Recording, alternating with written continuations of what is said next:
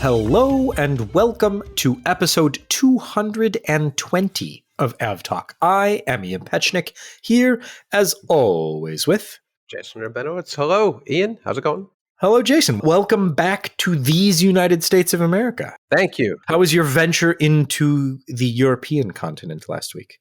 It was good. It was good. I had some very nice time up in Copenhagen and Malmo and Lund. Apparently, it's very easy to get around that region, which was nice. It's much needed time to do basically nothing. Tell me more about this nothing. I'm very intrigued.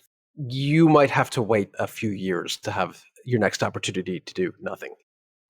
Okay, I'll look into it. We'll do some research and get back in a future episode. But welcome back. Before we wrap up your travels, was there anything beyond what we talked about last week at the Aircraft Interiors Expo that is worth mentioning, or should we just move on to new business? No, I think we got the highlights of it. All right, then. I think we got all the good bits. Yeah, now we just wait and wait and wait. And wait for certification. 18 months at minimum until anything really flies. So now we wait. Well, that's good. You know who didn't have to wait? Go on. Air India. Oh, I see where you went with that. That's nice. We were wrong. Well, I shouldn't say we were wrong. Our hypothetical did not come to pass. Happily surprised by the simplicity of getting the aircraft out. Yes. In fact, it only took them a few days to get the aircraft back home to India. We're, of course, referring to the Air India 777 that was on its way from Delhi to San Francisco, that diverted to Magadan in Russia last weekend, I believe it was, early last week. And the aircraft suffered an engine issue with one of its GE90 engines. We, last week, if you didn't listen to the episode, hypothesized based on the worst case scenario that happened to the Norwegian 737 MAX in late 2018, that it could possibly be a few months before that aircraft could depart and make it back to India.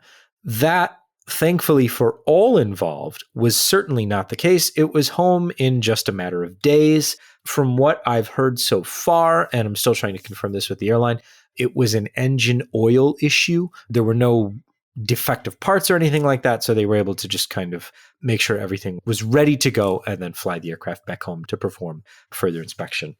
And it's already back in service. That's great. Yeah. Definitely a positive thing that they didn't have to do an engine swap in a place that is probably incredibly inhospitable to do an engine swap, but that everything was... I mean, we did mention this, that what if there was nothing wrong? Maybe it was just a faulty sensor or something. And this seems like exactly. It's, the next thing down the rope to being an actual nuisance error or something like that. But best case scenario, seemingly here. Yeah, and the aircraft already back in service. Passengers made it to San Francisco, and all's well that ends well. Air India is indeed still using Russian airspace, so literally nothing changed. So, all right, then. Good for them. No lessons were learned. Life continues, and we move on. Well, we'll see what happens the next time around. We move now to the U.S., where we have a fresh acting Federal Aviation Administration administrator. This is, I think, at least the second acting administrator in as many years. It is Polly Trottenberg. Trottenberg is a former Department of Transportation Deputy Secretary and also led the New York City Transportation Department for 6 years from 2014 to 2020. Normally, we don't mention deputy administrators unless they have a very commercial aviation focus or something like that. But I bring up Katie Thompson, who will become the deputy administrator at the FAA, because the current FAA deputy administrator, Bradley Mims, will move to the Office of Small and Disadvantaged Business Utilization. And I only bring that up because I thought, wow, that's a thing? Say that again. The Office of Small and Disadvantaged Business Utilization. Okay. Pretend you don't have it in front of the show notes, and maybe you haven't read down that far yet. What do you think that office does? Promotes small and disadvantaged businesses to be better utilized in the aviation industry? Not just aviation. This Oh, is for the entire federal government.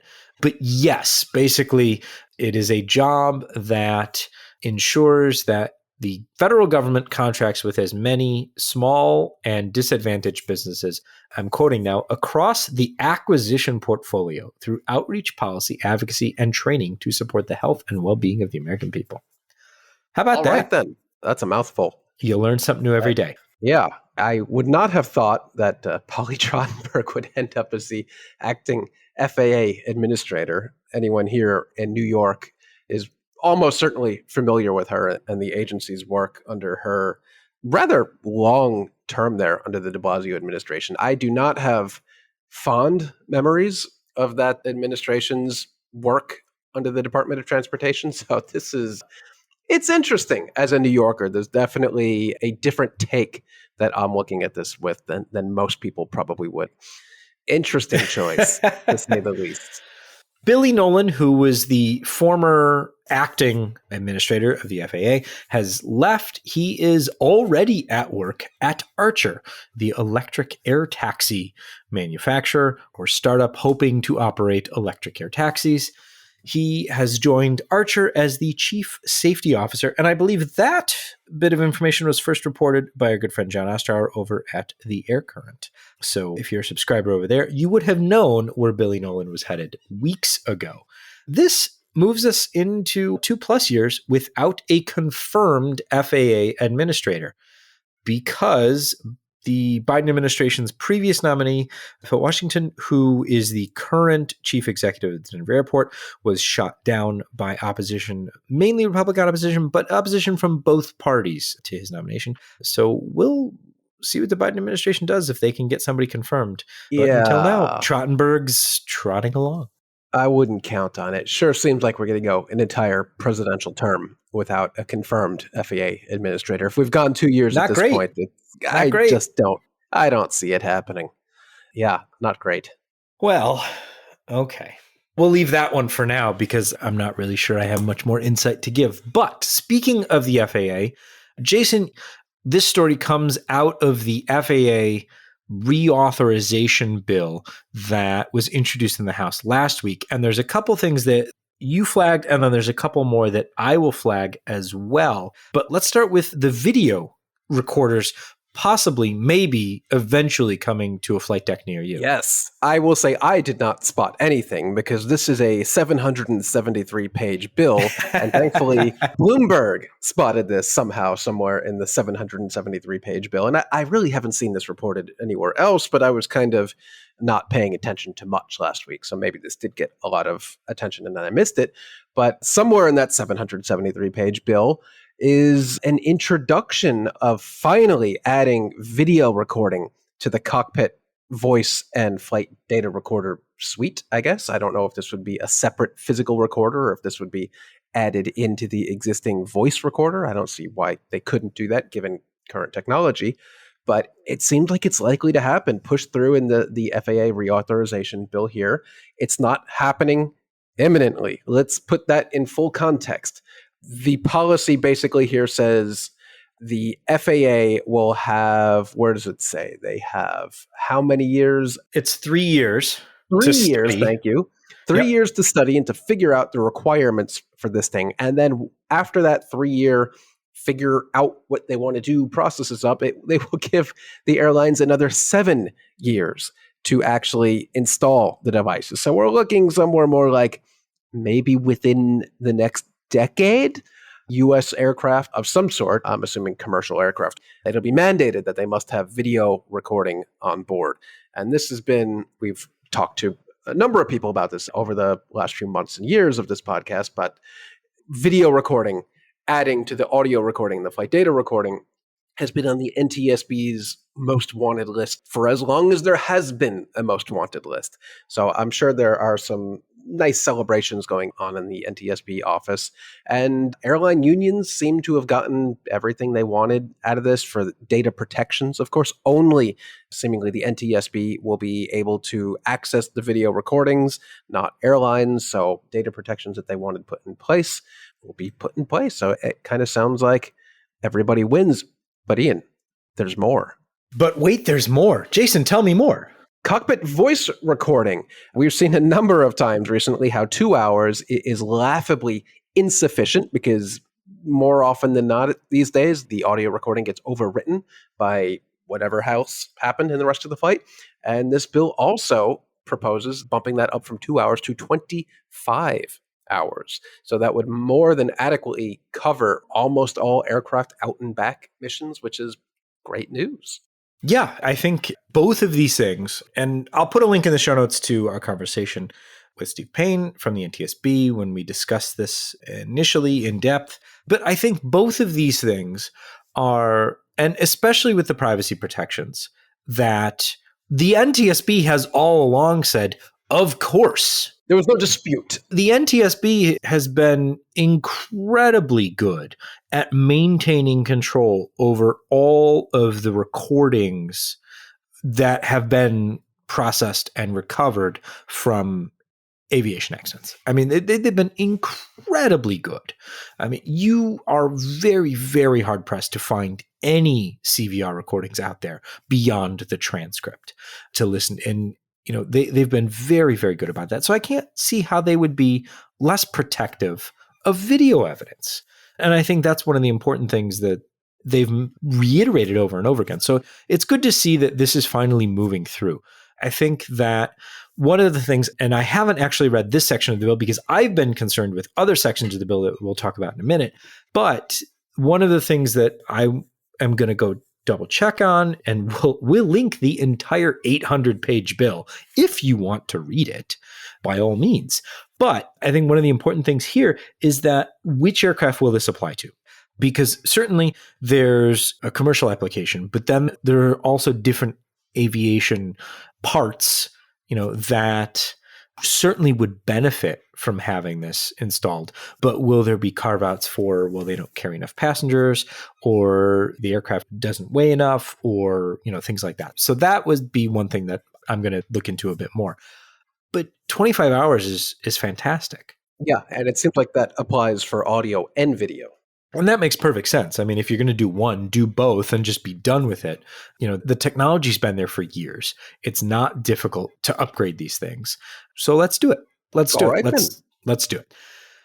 Also part of the FAA reauthorization bill are some things specifically related to ADS-B that I wanted to mention briefly. None of these are anywhere near set in stone. Most of these things are directions from Congress to the FAA to begin studies. One of them is a study on the encryption of ADS-B. Uh-oh. This has been discussed in a variety of forums over the past few years. Most notably, Saudi Arabia, I believe, brought a proposal to ICAO where it withered. There was no real interest. The reauthorization bill directs the FAA within a year to begin a study, and then within another year to conclude the study on the benefits and drawbacks of encrypting ADS-B. How much would it cost? Would there be any benefits? Would there be any drawbacks? And what is the lay of the land to do that? There is no legislation to actually encrypt the signal, even because, and this is what I find very interesting, it's an open system. It's an open signal that is used near universally at this point. So I'm not sure what any FAA mandate would do or how that would benefit anybody, but the FAA is being directed to study it if this is in fact left in the bill. Remember, all of this could come out at some point. This is all just, you know, the first issuance, though having made it into this bill and being publicly released gives it certainly a leg up on being left in. The other bit of ADS-B information that I found interesting was a little notice provision that was flagged by AP, and that it says that no investigations can begin based solely on ADS-B data. Huh? Which I thought was very interesting. Yeah, so you can't begin an investigation, I believe, other than a criminal investigation. You can't begin an investigation based solely on ADS-B data. I don't follow. I don't follow it either. I'm assuming it was added at the behest of a pilot group or pilot groups though I haven't heard much about it. I'm waiting to see how that gets reported out and if there is background there. But just wanted to flag those, and we'll put a link in the show notes to the bill and some page numbers so that you don't have to read the entire 800-page bill. You can just get the highlights. All right, then. So that's the current FAA reauthorization. In a previous FAA reauthorization, there was language that then became law that is now being put into a final regulation by the FAA, and that is bringing secondary flight deck barriers to new aircraft, coming to new aircraft relatively soon. I mean, given the timeline of how quickly these things usually move, this was a 2018 FAA Reauthorization Act passed into law, and the FAA has finally issued its final ruling. So now new aircraft will need to install secondary barriers. All right. Just only almost a quarter century after 9/11, this is finally being put into law here, or not law, into the authorization. That's something. We've seen a few aircraft in the US with a secondary barrier in the past, decades ago at this point. I think some of United's 757s or 767s actually do already have a secondary barrier that was installed after 9/11. But yeah, almost no aircraft in the US have this, mostly because they don't need it. The cockpit door is armored, and you can't just break that down like you used old aircraft.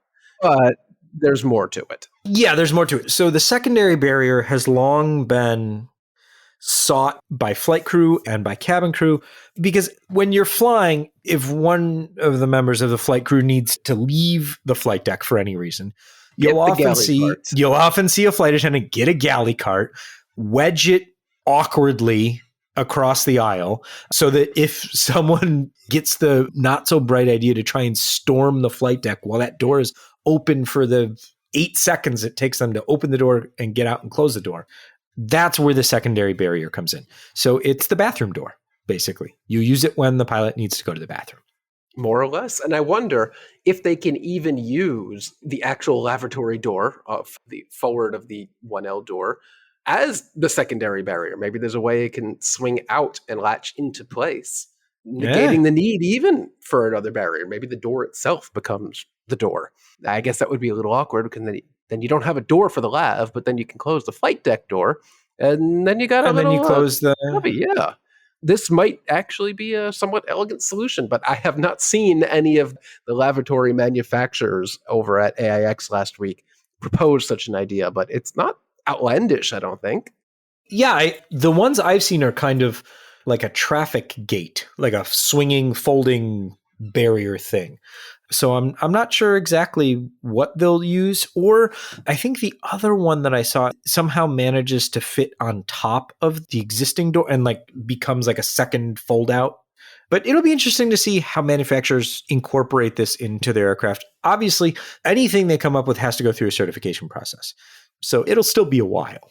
There are certified products out there, but I don't know which aircraft they're certified on.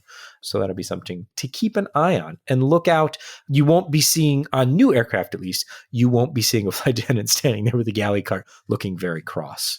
Yeah, not exactly sure what new aircraft we really have coming that this would impact, but I don't know. There's nothing in the pipeline that we could even think about this being on yet, because such an aircraft doesn't exist. And I guess we don't know what size aircraft this would apply to. Would this be a 50-seat RJ that they would want this approved on? Not that we're getting any new 50-seat RJs, but I don't know. We'll see. Whatever comes next, they'll have to figure out how to include it. I mean, part 121. So yeah, everybody. There you go. Okay. Yeah. 2 years. So it's within 2 years after the effective date of the final rule. So 2 years from now-ish, when the flight deck door is open, the secondary barrier will need to be in place. The barrier just has to kind of slow anybody down long enough that they can close the door. Yellow caution tape. Got it. Yeah, I mean, if you put enough caution tape up, I suppose. Well, it says that do would not work. Cross. So if it says do not cross, then by all means. We'll put a link to the final ruling in case anybody's feeling very adventurous after the 800-page FAA. Yeah, we're giving out a lot of homework. They want to read that. I mean, sometimes we get emails that say, hey, thanks for putting that in the show notes. I'm glad I got to read it because it affects their job or it affects their interests in a particular way. So, it doesn't cost me much to put a link in the show notes. And if it helps one person, then Jason, it's worth it to me. Fantastic. All right. You remember when we were making fun of the old transonic truss brace wing name? Yep. Well, now it's the X66A. That It's sounds got a a lot cool more name now. official. It's got an Yeah. X right there in the name, so Exactly. It's extreme. So the transonic truss brace wing concept is what NASA has partnered with Boeing to build, as this will basically become Boeing's what was the NMA, that is no longer the NMA, that is now whatever they build next. That's what this will become. So before it didn't really have a fun name, but now it does. The Air Force has given it the X66A designation. That's, I think that's worth noting. This particular aircraft will demonstrate elongated and very thin wings held up by, a truss. And so that's where the whole name comes from. But now we can just call it the X66A and not have to deal with transonic truss brace wing anymore. That's great. So we don't have to call it the adapted MD-90 transonic truss-based wing concept adaptation? I mean, you can continue I will. to do that. I will. Okay. No, You're the only one. X66A is a fantastic name. I like it. Yeah. Great. Moving on. Moving on. Airbus is also semi-announced, sort of announced. This was an interview with Aviation Week that Guillaume Faury, the CEO of Airbus, gave, where he continued to lay out Airbus's SAF and hydrogen proposals, but also talked a bit about, and this is where things I think get a little bit more interesting, looking to 2035 in a new aircraft using a novel architecture. So looking at possibly open rotor technology and things like that. So I think Airbus is also working on bridges to get to their 2050 goals, where you have larger hydrogen powered aircraft and things like that. But airplanes are going to look weird. I mean, after having done the tube and wing and engine thing, and they all kind of look generally the same for the last, 60 years?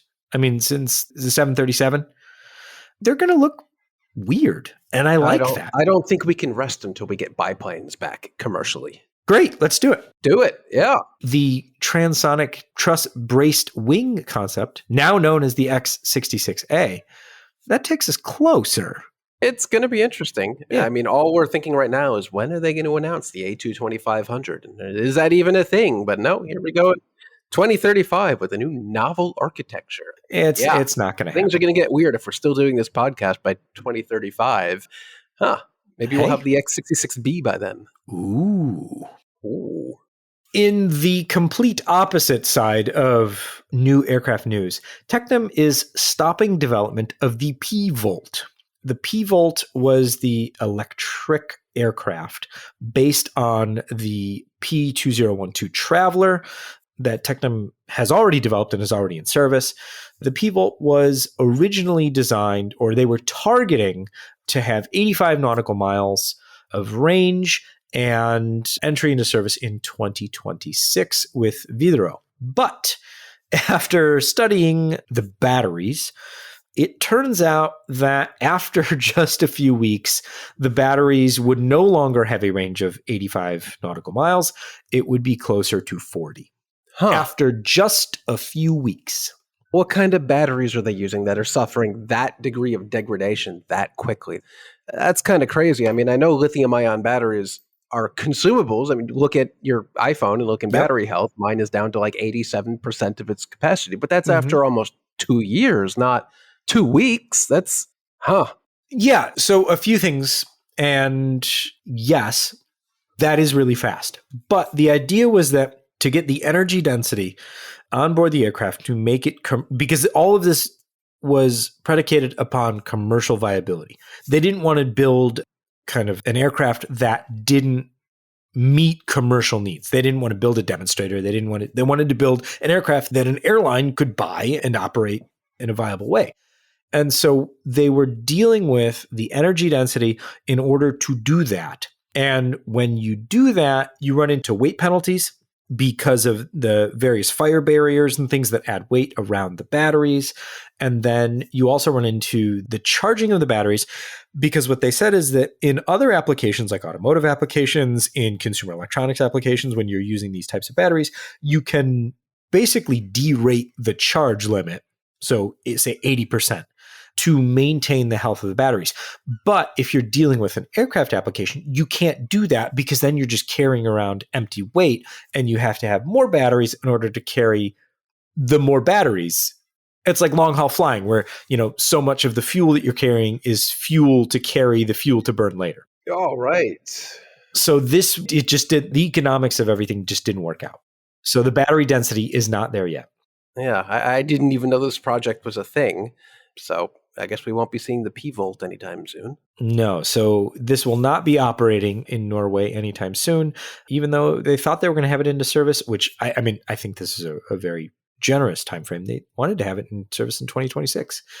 That's not going to happen, but they're still, investigating the situation, shall we say, and hoping that the battery technology will catch up to they make have this moved on to long extension cords. I've been saying that's how you get in-flight Wi-Fi. Why not power the airplanes like that? Yeah, long Ethernet cables. Even better, you could do one cable, power over Ethernet, and boom. Problem solved. Why not have like a pent where you have the cables, suspend the cables at 35,000 feet, and then slingshot the aircraft up to 35,000 feet where they connect the wire, and then they fly along electrically. What could possibly go wrong? We're going to call that one the X-67A. Fair enough. Much closer to the ground and back home, as we discussed when there was the will they, won't they with WestJet's pilot strike, and they didn't because they got a contract. That contract has now been finalized, and it is official. Low-cost carrier Swoop is going away. Oh, nobody will be too disappointed about this one. All right. Yeah. Good for them. I guess it'll just be reabsorbed back into mainline WestJet. They'll paint the planes back from what they were once WestJet, then they were Swoop. They could be WestJet once again. Whoever paints those planes is like, great, we'll do it all over again. More business. More business. Yeah, so Swoop will operate as Swoop through October, and then it will be just WestJet again. And then what's not clear is how the Swoop aircraft and pilots will be folded back into the mainline operation yet. That information is still pending release. And then we've got more Northeast Alliance news. The judge gave them 30 days to break up. Then they came back and said, that's ridiculous. We can't do it that in 30 days. How about 120? And the judge said, nah. Not giving you that long. But 30 days might be a little too soon. Also, American and JetBlue are trying to keep a bunch of the parts of the Northeast Alliance, and DOJ lawyers are not happy about that. I mean, you got to try. Got to give it to American and JetBlue for trying. But this is... Yes. They're asking to reinstate or keep in, I guess, active the parts that the judge said are the most egregious, I think. Basically, yeah. So that's fun. That's fun. I'm going to quote the DOJ's filing from the 9th of June. Defendants now seek to leave some of the contracts governing the NEA in place. Allowing portions of the NEA to remain in place indefinitely would provide incomplete relief. I love legal speak sometimes. The court should reject defendants' invitation to craft a new NEA light on the fly. So it sounds like things are going well. Okay, then. You know what could help distract JetBlue and its passengers from the possible dissolution of the NEA and the possible swatting down of the Spirit merger? You know what always cures what ails you in these situations?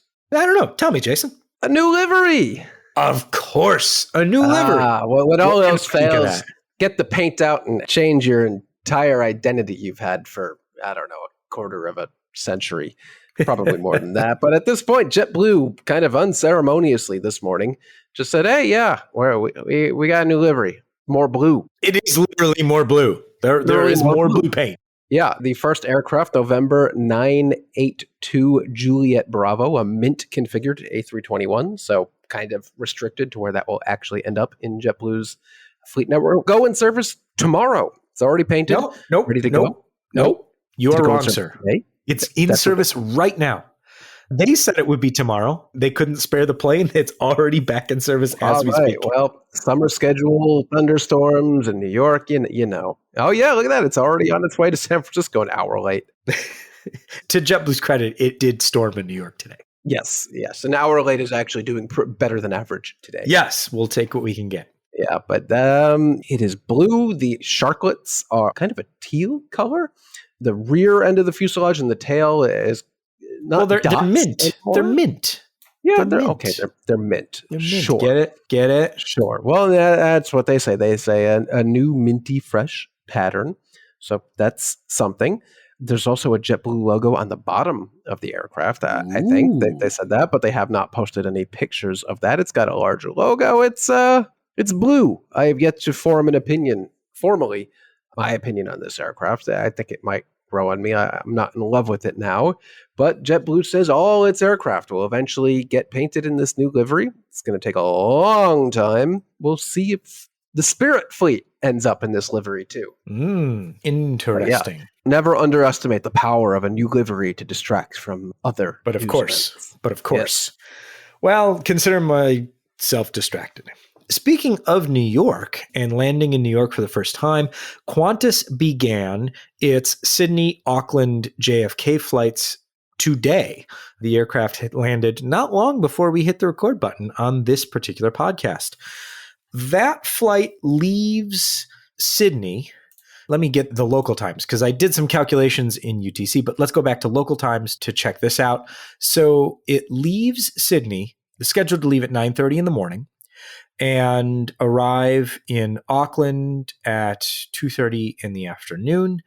And then it crosses the Pacific. It leaves later in the afternoon from Auckland and lands before they left. Well, today it landed before they left, time-wise, but it lands close to 5 p.m. So you leave 9:30 a.m. in the morning and you land at 5 p.m. So it's an 8-hour day, right, Jason? That's how that works? Oh, yeah, sure. No big deal. 8 hours. You don't even need a supplemental flight crew for that. So this particular flight is in anticipation of Qantas's Project Sunrise flights nonstop between Sydney and New York. The stopover in Auckland is twofold. One, it replaces the stopover in Los Angeles, which was the former QF11, where the flights would come up to Los Angeles, and then you could continue on to New York, previously aboard the 747-400 ER on Qantas. But now it stops over in Auckland and also competes directly with Air New Zealand's Auckland JFK service. So 2 flights operating on that particular route. The total time that we can track, so from the time the transponder turned on in Sydney to the time they made it to the gate in New York, is roughly 20 hours and 45 minutes. Oof. That's a long time in economy. Long time in any cabin. A long time in any cabin, for sure. So it's the nonstop would certainly be shorter, but you don't have the ability to kind of get out and walk around. Though I don't know if you have the ability to get out and walk around during the stop in Auckland. You're there for a few hours, so I hope so. Yeah. But maybe not. Yeah, I don't know. And maybe the winds were favorable today, but they landed an hour early. So that's good news, even taking into account the wacky approach into JFK because of all the storms we had today. But at least they had a nice view in Norfolk. Yes. Yeah, that would have been truly unfortunate to have to do that. But there is one more route that I feel we need to discuss. And it's an important route because it's the first one between the US mainland and the British Virgin Islands. And I am, of course, referring to the new route that began on the 1st of June between Miami and Beef Island.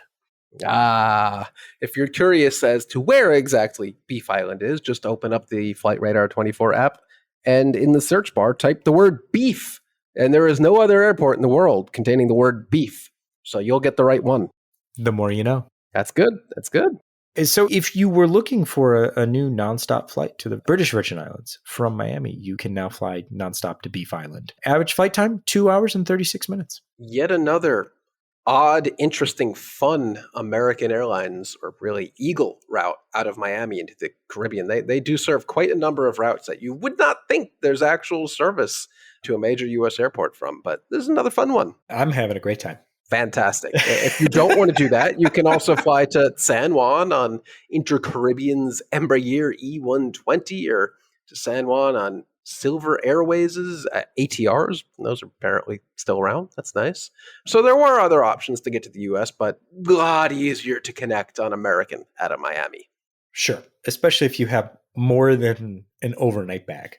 Certainly more helpful than the other aircraft. Yes, stay tuned to this podcast for all your future Beef Island Airport news. This podcast is becoming, that's all it's going to be. It's just daily updates on Beef Island. We're going to go to a daily podcast and we're going to talk for 8 hours a day about Beef Island. Man, I hope there's something interesting there. Field trip. Let's go find out. We should go find out. Yeah, let's do that. Where are we going next? See, I got so distracted by Beef Island, I forgot where we were in try China. in the rundown. Let's try China. Okay, from Beef Island to China. Why not? What's going on in China? Why are we there? Well, they make Airbus aircraft there, specifically the A320 family of aircraft. I guess really mostly the A321 family series at this point. But those aircraft made in the Tianjin facility in China have always gone to Chinese airlines. Not anymore. The first aircraft made in China by Airbus to not be delivered to a Chinese airline is going to none other than Wizz Air. MSN 11309, currently registered as, is this right? B005A. That's fun. Will be delivered to Wizz. So that's fun. Really interesting that I guess there's extra capacity there to deliver aircraft to a non-Chinese airline, but it makes sense. The A321 is still an A321 no matter where you build it. But I don't know if this goes more to they're not able to pump out enough aircraft in the French and German assembly lines, or they're making too much in China, or there are not enough Chinese orders. I don't know, but it's definitely noteworthy. Yeah, that'll be interesting to see. I saw we got the photo on Jet Photos earlier in the week, and I was very confused. Because I saw the Wiz, I saw the kind of new tag come through because it was the first photo of that particular aircraft. And I said, wait a minute, that's a Chinese registration. And so I thought to myself, oh, okay, maybe, they're picking up secondhand aircraft. It's a former, Chinese airlines dropping it up, but no, it's brand new. And then this news came out and made all the sense in the world. So good for them. With Wizz's growth, I'm sure they're happy to take aircraft anywhere they can get them. Fantastic. I wonder who will be next. I do not know, but that's a great question. Now we need something even more interesting. We need to see an American Mobile, Alabama built A320 being delivered to a Chinese airline. Sure, why not?